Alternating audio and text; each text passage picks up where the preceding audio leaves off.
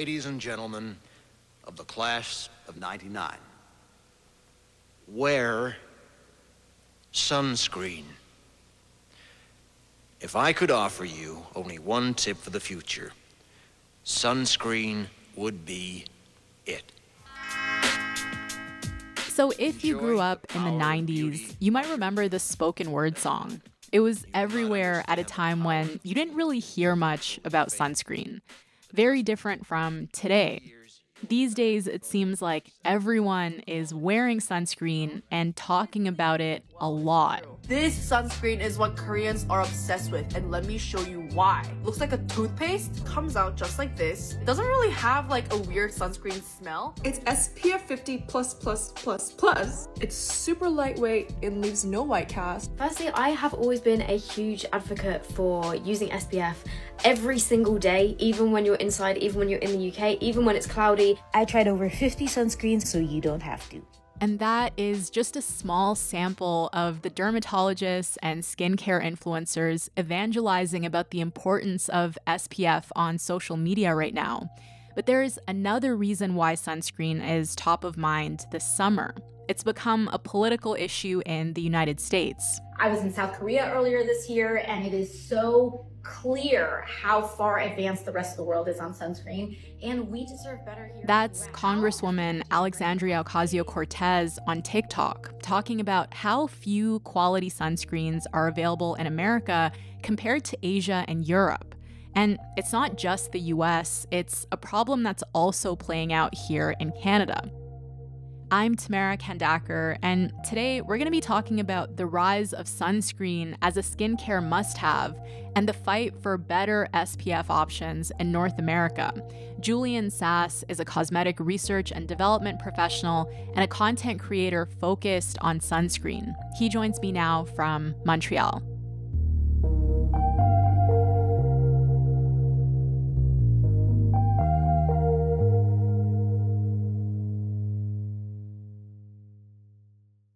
Hi, Julian.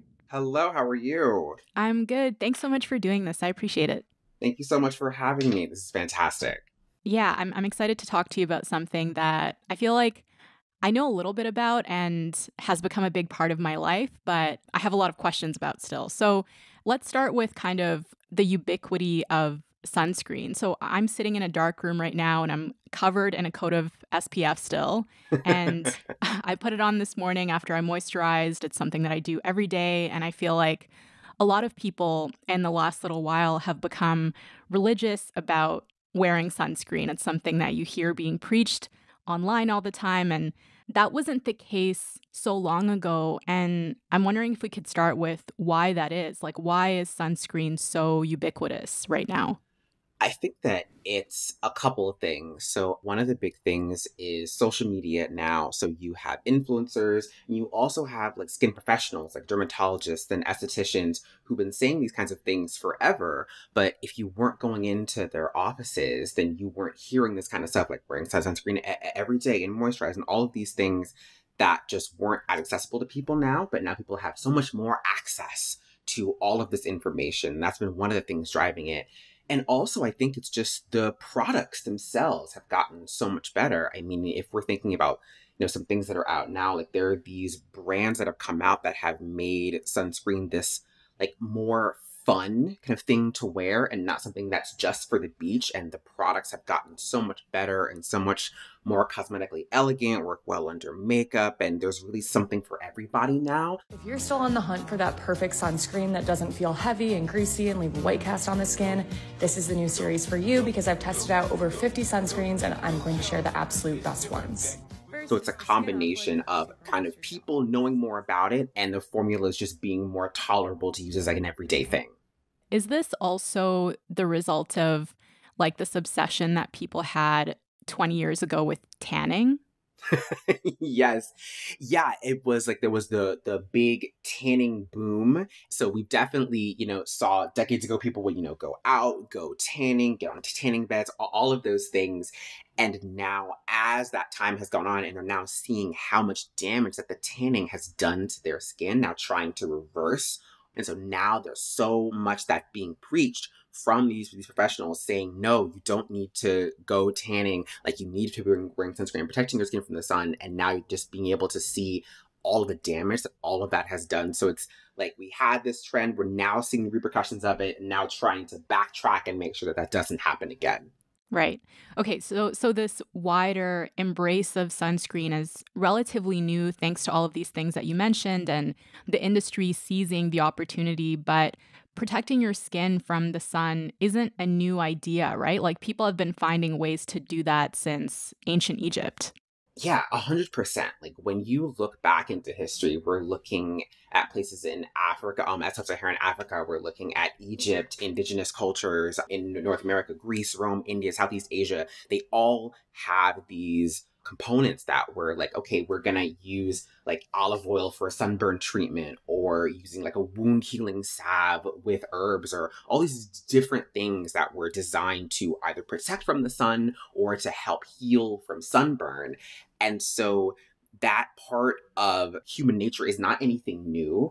But as, time has gone by, and I mean, even in Europe, they had like face and head coverings to protect from the sun.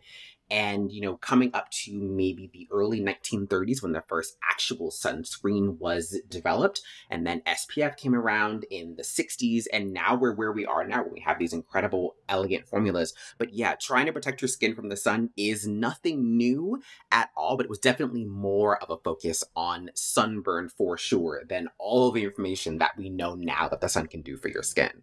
And then from what I've read, historically, it hasn't always been about health reasons either, right? Like, it was for cosmetic reasons because lighter skin has been culturally seen as more desirable. Exactly. So when you're doing that, protecting your skin from the sun, it's like, oh, I know that the sun's going to make me darker, but I want to be lighter. Because when you think about how it was in Europe all those years ago, the people who were darker were the people who were outside in the fields and working, and the people who were inside had the lighter skin tones. They weren't as exposed to the sun. And so those fairer skin tones were more desirable. Obviously, the tide has shifted since then, but it was definitely seen as a sign of wealth and high standing to have that lighter skin tone. And so a part of that was also religiously protecting your skin from the sun.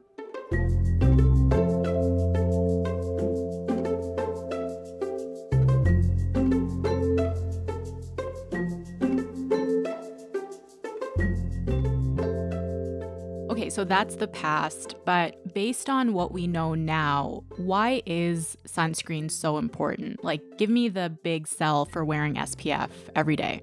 Big sell for me is in two main things. There's the health reasons and there's the vanity reasons. So for health, you obviously do not want to get sunburned if you're going to be out at the beach. And also, if you have a lighter skin tone, you have a much higher disposition to get skin cancer from like UV exposure. So that's a big part of it. But then in the vanity piece, there are so many different skin concerns that people try and treat that can be improved drastically by sun protection. So you're thinking about like photo age and like these fine lines and wrinkles that you get from being exposed to the sun, thinking about uneven skin tone, pigmentation, even acne can be improved by protecting your skin from the sun, because the UV rays from the sun make all of those skin conditions worse. So those are the kind of like top sells for me. It's like there is no downside to wearing sunscreen every day, and it's going to be a great investment in your skin for the long run for both the health and the vanity reasons. And so while we're here, what is the right way to wear sunscreen? Because I've heard a lot of different advice. I've heard the shot glass for your whole body guideline a lot. Is that right? Or is that like a TikTok thing? No, the shot glass thing for your body is great when you're like at the beach and you have so much of your skin exposed. But I think like for like per region of the body, it's really hard to kind of give a general thing, because the way sunscreen is tested, it's like by weight per the amount of skin that you have. So it's hard to do like a general thing. But a good kind of broad spectrum sort of thing that you can use is a half a teaspoon for your face, ears, and neck, and then a teaspoon for each arm, 2 teaspoons for each leg, and then 4 teaspoons for your torso. So 2 for the front and 2 for the back, if like your entire body is exposed. But if you're just going out every day and you don't have a ton of skin exposed, half teaspoon, face, ears, neck, that's going to be great. Yeah. And then in terms of reapplication, is it true that every 90 minutes you're supposed to reapply? Yeah, that is the recommendation if you are being continually exposed to UV. But if you're not being exposed to UV, or if you're inside and like not going out, it's not as important to be reapplying that religiously. But definitely if you're going to be out, reapplying that every 2 hours is like essential to make sure that the sunscreen is still setting up and working well on your skin.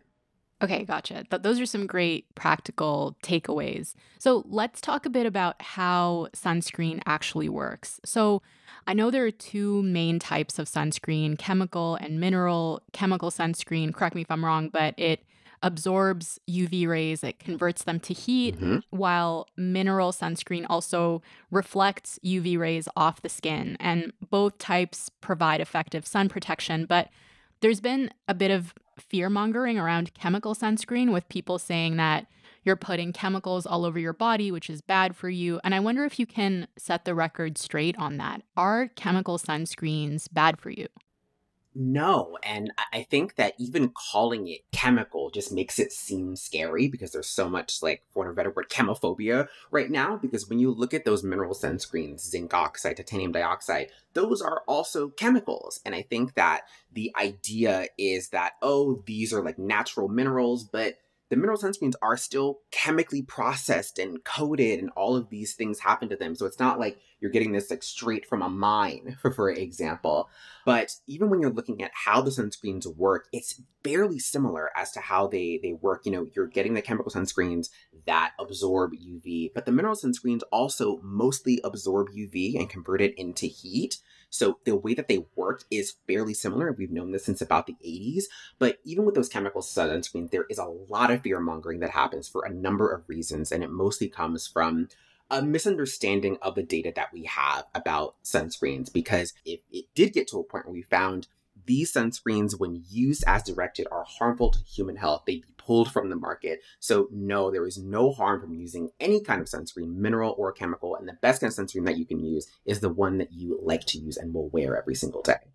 Okay, right. So just to be absolutely clear, according to Health Canada and the FDA, there is nothing right now that says any of these ingredients are unsafe for people to use and that people should not stop using sunscreens. Exactly.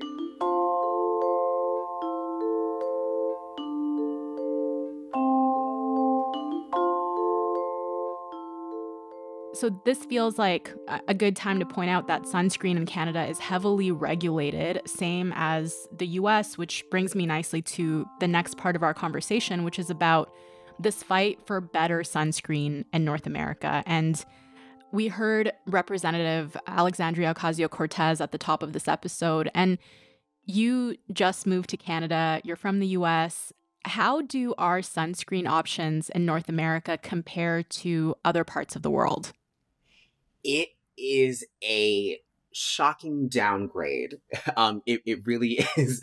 And it is, you know, a lot because of the way that sunscreen is regulated in the US and Canada, because here they're non-prescription drugs, but around the world, except for maybe Australia, they are cosmetic products. And so it's still heavily regulated, but the process to get a new sunscreen filter approved isn't nearly as stringent and doesn't take nearly as long.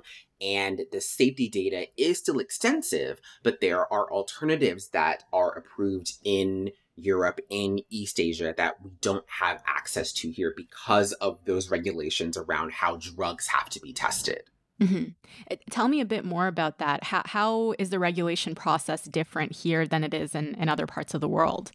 So because sunscreens are non-prescription drugs, anytime that you want to have a new drug on the market, it has to go through what's called a new drug approval, which takes 15 years at best and costs thousands and thousands of dollars. And you have to have a lot of safety data that goes into how drugs are approved. Like, it's the same thing that you would do for any kind of over-the-counter medication. And it also involves animal testing for safety reasons. And the difference between here and Europe, for example, is that Europe has completely banned animal testing, and they have these alternatives that they have access to for these animal testing processes. And so when you're looking at trying to get one of those new filters approved in the US or in Canada, there is that animal testing process that has to happen, but it's banned in the country where it's coming from, and companies don't want to pay all of that money to do the animal testing when they've already in their own region done that safety testing and they know that it's safe on the skin, and especially when it's been used for 15, 20 years over there. So it's like, well, what's the point of doing all that testing just to have one more country that we can sell in? So it's a really complicated, bureaucratic issue because of the way that the different sunscreens are regulated in these different regions. Okay. And so why are so many people obsessed with sunscreen that's made elsewhere? What's so good about it, and how is it different from what we have access to here? So around the world, looking at Europe, Australia, looking at East Asia, there are 27 to 29 sunscreen filters that are approved. And in the US, there's 16 to 17 with a couple more in Canada. But in the US, there's been nothing new since the 90s, really. And in addition to that, they're also feel a lot more elegant on the skin. And so you're able to have formulas that feel nicer. And additionally, in these other regions, they have more strict regulations around UVA protection. So UVA rays are the ones that cause the premature aging. So it's like UVA for aging, UVB for burning. Additionally, in these regions, you have sunscreens that not only have more advanced filters, but are also more protective against the entire range of UV rays that are coming from the sun. So they feel better on the skin and they're more protective. And also a lot of the times they're more affordable. So it's just a win in every single category.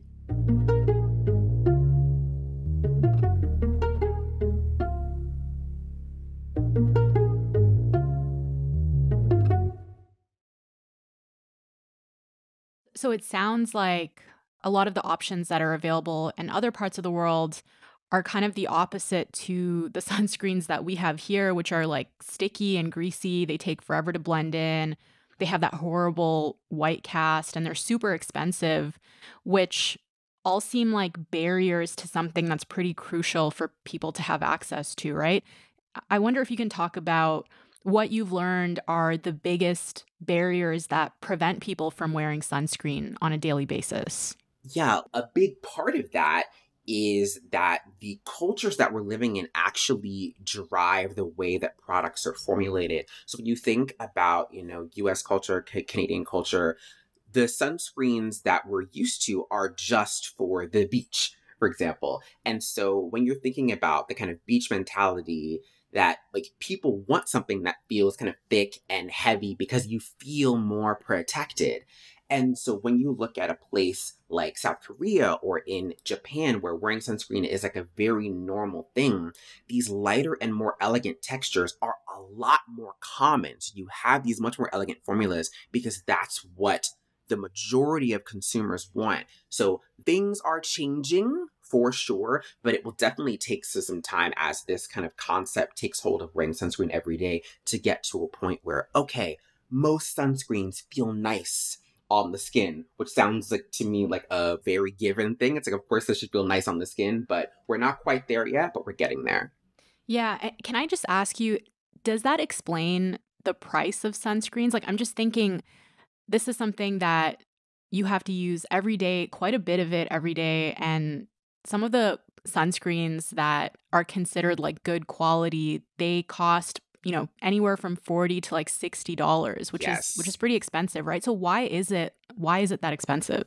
It is a combination of not being like normal to have like these nice sunscreens that people are wearing every day, but it's also the companies who make these really nice formulas know that what they are creating is something that is unique to what people have seen on the market, and a part of that does come with an upcharge. It's like, okay, we're making this really nice, elegant formula that not a lot of brands are doing, and we're going to charge for that, which is a shame, really. And until we have, brands at all different price points able to make really nice, elegant sunscreens, then you're going to see that price be for those more expensive products. Because I totally agree that when you have to wear, 2.5 mil and wear that every single day, it's like, okay, I got this, 50 mil sunscreen from Sephora that I've gone through in a month, and it becomes a cost barrier for people as well. It's like, okay, if I want to wear this every single day, I'm either not going to wear enough of it or I'm going to go broke.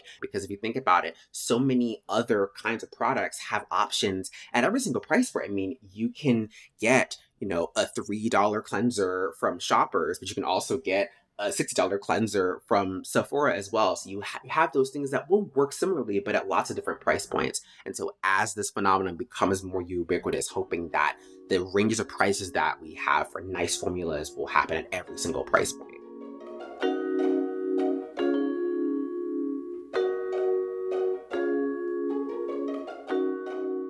So I appreciate that governments move slowly and arguably for good reason, but skincare advocates argue that we are decades behind here. And how do you think we should balance this need to regulate products for safety with this desire for more access? Like, what would you like to see happen?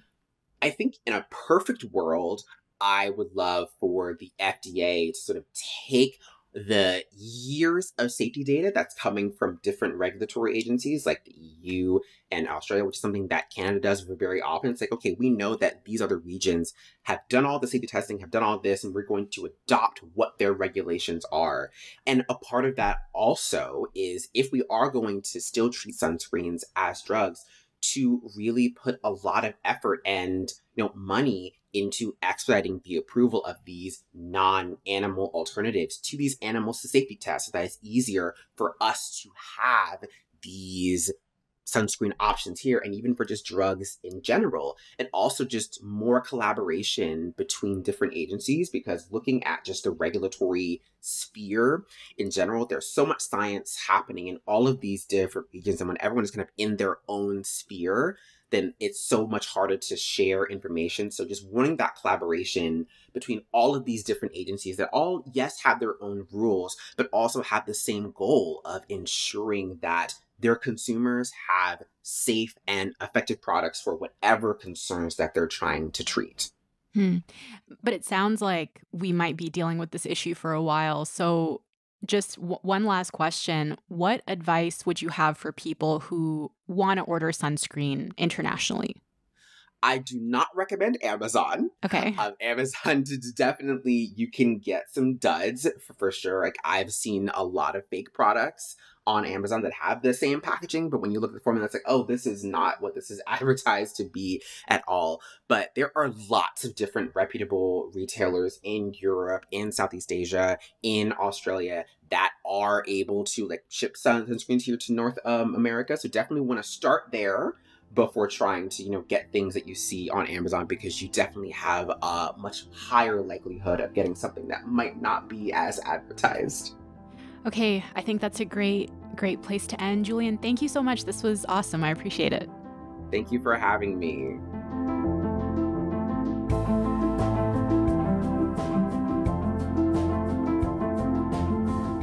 All right, that's all for now. This week, Front Burner was produced by Imogen Burchard, Joyita Shengupta, Shannon Higgins, Lauren Donnelly, Matt Muse, and Derek Vanderwyk. Our sound design was by Sam McNulty. Our music is by Joseph Shabison. Our executive producer this week is Elaine Chow. And I'm Tamara Kandaker. Thank you so much for listening. Front Burner will be back on Monday.